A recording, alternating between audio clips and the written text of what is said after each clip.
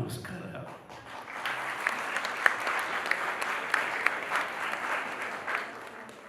ಬಹಳ ಸಂತೋಷದಿಂದ ರಾಯಲ್ ಕಾಲೇಜಿನ ಈ ಪವಿತ್ರ ಸ್ಥಾನದಲ್ಲಿ ನಾನು ತುಂಬ ಸಂತೋಷದಿಂದ ಅಭ್ಯುದಯದ ದೀಪ ಹಚ್ಚಿದ್ದೇನೆ.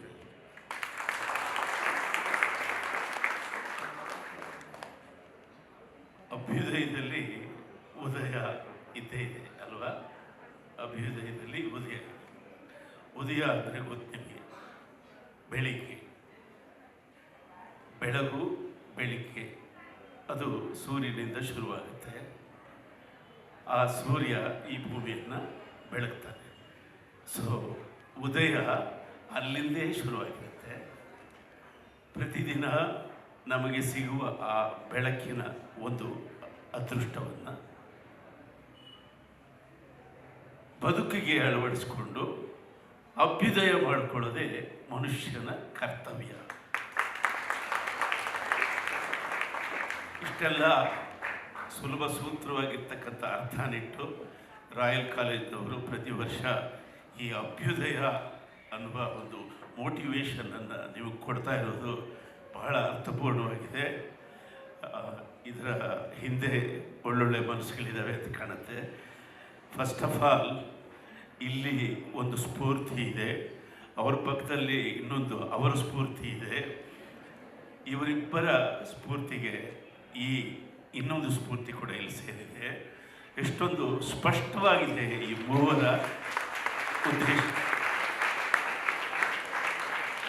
ನಾನು ಭಾಳ ಇಷ್ಟಪಟ್ಟಿದ್ದೇನು ಅಂದರೆ ಮೂವರ ಮಾತಲ್ಲೂ ಸ್ಪಷ್ಟ ಇದೆ. ಯಾವ ಮಾತಾಡೋದು ಸ್ಪಷ್ಟವಾಗಿ ಮಾತಾಡ್ತಾ ಇದ್ದಾರೆ, ಜೊತೆಯಲ್ಲಿ ಸತ್ಯವನ್ನೇ ಮಾತಾಡ್ತಾ ಇದ್ದಾರೆ. ಅವರು ಬೆಳಗ್ಗೆಯಿಂದ 2 ಸಾರಿ ಮಾತಾಡಿದೆ, ಈಗ ಇವ್ರ ಮಾತುಗಳನ್ನು ಕೇಳಿಕೊಂಡೆ ಸ್ಪಷ್ಟವಾಗಿ ಸತ್ಯವನ್ನೇ ಮಾತಾಡ್ತಾರೆ. ಒಂದು ಶಿಕ್ಷಣ ಸಂಸ್ಥೆ ಮಾಡಬೇಕಾದ ಆದ್ಯ ಕರ್ತವ್ಯ ಏನಂದರೆ ಪ್ರತಿನಿತ್ಯ ಬೆಳಗ್ಗೆಯಿಂದ ಸಂಜೆವರೆಗೂ ಮಕ್ಕಳಿಗೆ ಸತ್ಯದ ಪರಿಚಯ ಮಾಡಿಕೊಡೋದೇ ಒಂದು ನಿಜವಾದ ಲಕ್ಷಣ. ಅದು ವಿದ್ಯಾಸಂಸ್ಥೆಯ ಕರ್ತವ್ಯ ಕೂಡ.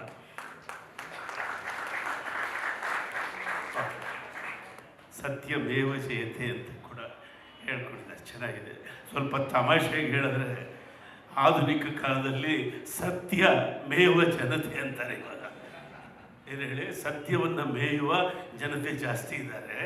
ಆದ್ದರಿಂದ ನೀವು ಸತ್ಯಮೇವ ಜಯತೆ ಅಂದರೆ ಸತ್ಯದ ಜೊತೆಯಲ್ಲಿ ದಿನವೂ ಅಧ್ಯಯನ ಮಾಡಿ ನಿಮ್ಮ ಬದುಕಿಗೆ ಸತ್ಯದ ಜೊತೆಯಲ್ಲಿ ಬದುಕುವ, ಸತ್ಯವನ್ನು ಎದುರಿಸುವ, ಸತ್ಯವನ್ನು ಹೇಳುವ ಧೈರ್ಯವನ್ನು ನೀವು ಈ ಶಾಲೆಯಿಂದ ಕಲಿತು ಹೋಗಬೇಕು ಅಂತ ನಾನು ಪ್ರೀತಿಯಿಂದ ಹೇಳ್ತೀನಿ. ಈಗ ನನ್ನ ಸಾಧನೆ ಬಗ್ಗೆ ಎಲ್ಲ ಇಲ್ಲಿ ಹೇಳಿದ್ದಾರೆ. ಇವರು ಅಧ್ಯಯನದ ಮುಖಾಂತರ ನಾನು ಡಾಕ್ಟರೇಟ್ ಪದವಿ ಪಡೆದೆ ಅಂತ ಹೇಳಿದ್ರು, ಅದು ನಿಜ. ಅದರ ಜೊತೆಯಲ್ಲಿ ನನಗೆ 2-3 ಗೌರವ ಡಾಕ್ಟರೇಟ್ಗಳು ಕೂಡ ಕೊಟ್ಟಿದ್ದಾರೆ.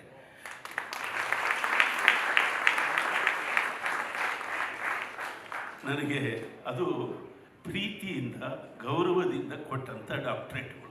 ನನಗಿದ್ದಿದ್ದು ಒಂದೇ ಹಠ, ನಾನು ರಾಯಲ್ ವೇನಲ್ಲಿ ಡಾಕ್ಟರೇಟ್ ಪಡಿಬೇಕು ಅಂತ.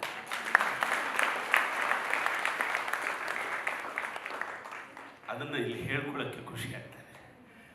ನಾನು ಒಂದು ವಿದ್ಯಾಸಂಸ್ಥೆ ಶುರು ಮಾಡಿದೆ. ಎಲ್ಲ ಕೆಳವರ್ಗದ ಮಕ್ಕಳಿಗೆ ಉಚಿತ ಶಿಕ್ಷಣ ಕೊಟ್ಟು ಅವರನ್ನು ಕಲೆಯಲ್ಲಿ ಪದವೀಧರರನ್ನು ಮಾಡಬೇಕು ಅಂತ ಒಂದು ಕನಸಿಟ್ಕೊಂಡು ಶಾಲೆ ಶುರು ಮಾಡಿದೆ. ಅಲ್ಲಿ 18 ವರ್ಷಗಳು ಕಷ್ಟಪಟ್ವಿ.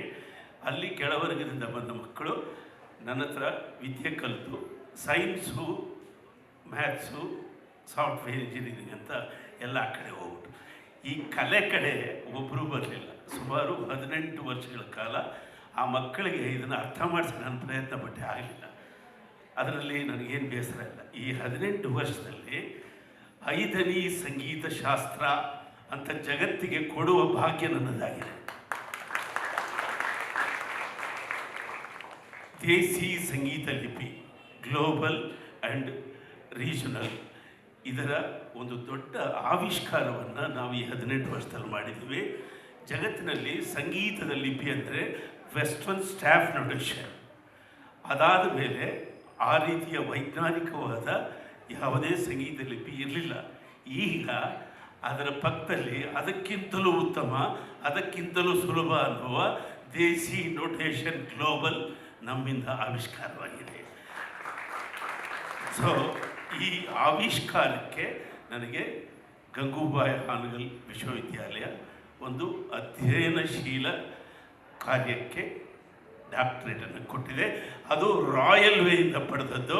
ಈ ರಾಯಲ್ ಕಾಲೇಜ್ನಲ್ಲಿ ಅದನ್ನು ರಾಯಲ್ನಾಗಿ ಹೇಳ್ಕೊತಾ ಇದ್ದೀನಿ. ಅಷ್ಟೇ ಅಲ್ಲ, ಇಟ್ ಈಸ್ ಲಾಯಲ್ಫುಲ್ ಆಗಿದೆ. ನಾನು ತುಂಬ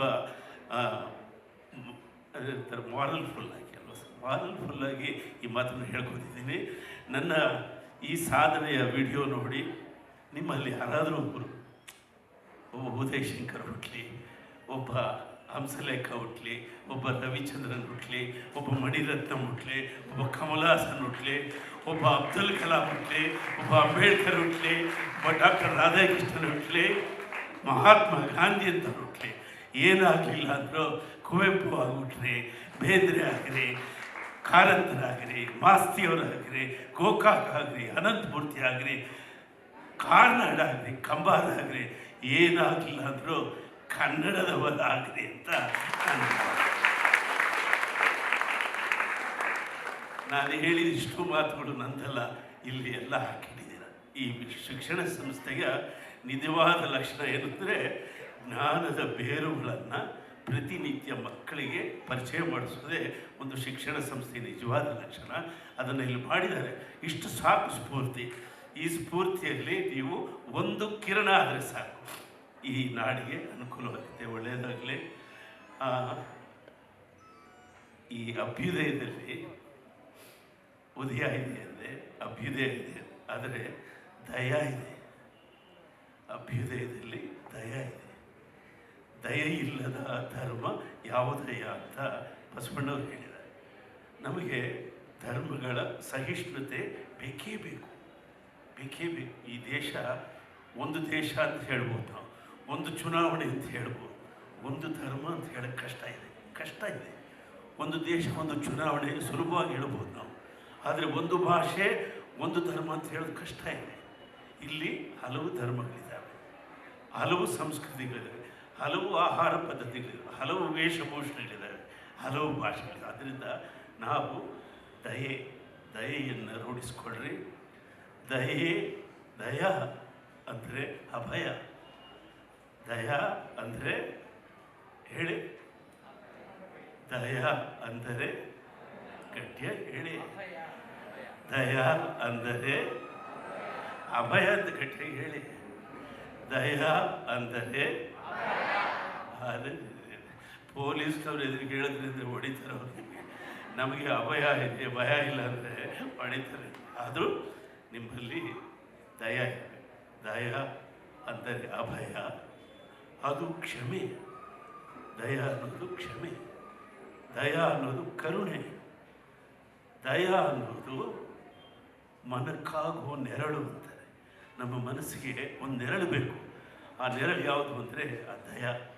ದಯ ಅಂದರೆ ಅಭಯ, ಅದು ಕ್ಷಮೆ, ಅದು ಕರುಣೆ, ಅದು ಮನಕ್ಕಾಗುವ ನೆರಳು, ಅದು ಮುಂಗಾಣುವ ತಾಯಿ ಕರುಣೆ. ಈಗ ತಾಯಿ ಎಲ್ಲೋ ಒಂದು ಕಡೆ ಇದ್ದರೆ ತನ್ನ ಮಗುವಿಗೆ ಶೀತವೋ ನೆಗಡಿಯೋ ಆದರೆ ಇಲ್ಲಿ ಸಂಕಟ ಪಡ್ತಿರ್ತಾಳೆ. ಮಗುವಲ್ಲಿ ಏನಾದರೂ ಹಸುವಿನಿಂದ ಒದ್ದಾಡ್ತಿದ್ರೆ ಇಲ್ಲಿ ತಾಯಿ ಸಂಕಟ ಪಡ್ತಿರ್ತಾಳೆ. ಹಾಗೆ ನಿಮ್ಮಲ್ಲಿ ದಯ ಇದ್ದರೆ, ನಿಮ್ಮ ಪಕ್ಕದಲ್ಲಿ ಯಾರಿಗಾದರೂ ನೋವಾಗ್ತಿದ್ರೆ ಅದು ನಿಮಗೆ ಮೊದಲೇ ಗೊತ್ತಾಗುತ್ತೆ.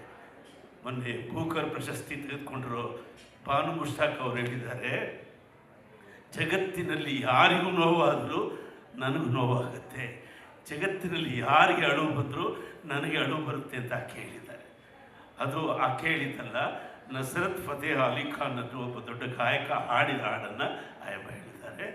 ನಮ್ಮ ಕನ್ನಡದ ಈ ಭಾಷೆಗೆ ಅಷ್ಟು ದೊಡ್ಡ ಪ್ರಶಸ್ತಿ, ಬೂಕರ್ ಪ್ರಶಸ್ತಿ ಇವತ್ತು ಬಂದಿದೆ ಅಂದರೆ ಆ ದಯ, ಆ ದಯದಲ್ಲಿರುವ ಅಭಯ, ಆ ಕರುಣೆ, ಆ ಕ್ಷಮೆ ಇವತ್ತು ಕನ್ನಡದ ಜೊತೆಯಲ್ಲಿದೆ.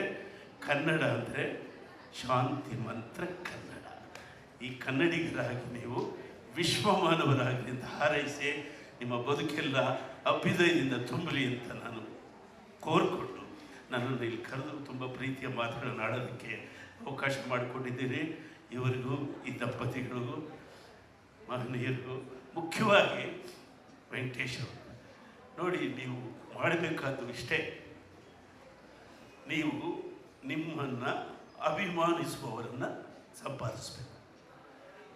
ನಿಮ್ಮನ್ನು ಯಾರಾದರೂ ಒಬ್ಬರು ಅಭಿಮಾನಿಸಬೇಕು. ಯಾಕೆ ಅಭಿಮಾನಿಸ್ತಾರೆ ಅವರು? ನಿಮ್ಮಲ್ಲಿ ಒಳ್ಳೆತನ, ಅಥವಾ ನಿಮ್ಮಲ್ಲಿ ಪ್ರತಿಭೆ, ಅಥವಾ ನಿಮ್ಮಲ್ಲಿ ಧೈರ್ಯ, ಸಾಹಸ ಇವೆಲ್ಲ ಇದ್ದರೆ, ನೀವು ಅದನ್ನು ಪ್ರದರ್ಶಿಸಿದ್ರೆ ನಿಮ್ಮನ್ನು ಅಭಿಮಾನಿಸುವವರು ನಿಮ್ಮ ಸುತ್ತಮುತ್ತಲೂ ಇರ್ತಾರೆ. ಅಭಿಮಾನಿಗಳ ಒತ್ತಾಯ ಇಲ್ಲದೆ ನನ್ನಂಥವರು ಮೇಲ್ಬರಕ್ಕೆ ಸಾಧ್ಯನೇ ಇಲ್ಲ. ಇವತ್ತು ನಾನಿಲ್ಲಿ ಬರೋದಕ್ಕೆ ಒತ್ತಾಯದ ಅಭಿಮಾನ ಜಗದೀಶ್ ಅವರು.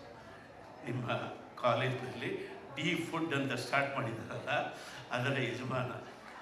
ಆ ಜಗದೀಶ್ ಅವರ ಅಭಿಮಾನದ ಒತ್ತಾಯ ನನ್ನನ್ನು ಇಲ್ಲಿ ಕರ್ಕೊಂಡ್ಬಂದಿದೆ.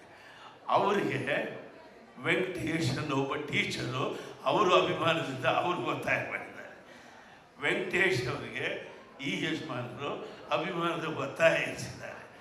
ಈ ಅಭಿಮಾನ ಅಲ್ಲಿಂದ ಶುರುವಾಗಿ ಅಲ್ಲಿಗೋಗಿ ಇಲ್ಲಿಗೆ ಬಂದಿದೆ. ಹಾಗೆ ನನ್ನ ಬದುಕೆಲ್ಲ ಅಭಿಮಾನಿಗಳ ಒತ್ತಾಯದಿಂದಲೇ ಇಲ್ಲಿವರೆಗೂ ಬಂದಿದೆ. ಆದ್ದರಿಂದ ನೀವು ನಿಮ್ಮ ಸುತ್ತಮುತ್ತ ನಿಮ್ಮ ಅಭಿಮಾನಿಗಳನ್ನು ಬೆಳೆಸ್ಕೊಳ್ಳಿ ಅಂತ ಹೇಳ್ತಾ ನನ್ನ ಪ್ರೀತಿ ಮಾತುಗಳನ್ನು ಮುಗಿಸ್ತೀನಿ. ನಮಸ್ಕಾರ. Thank you.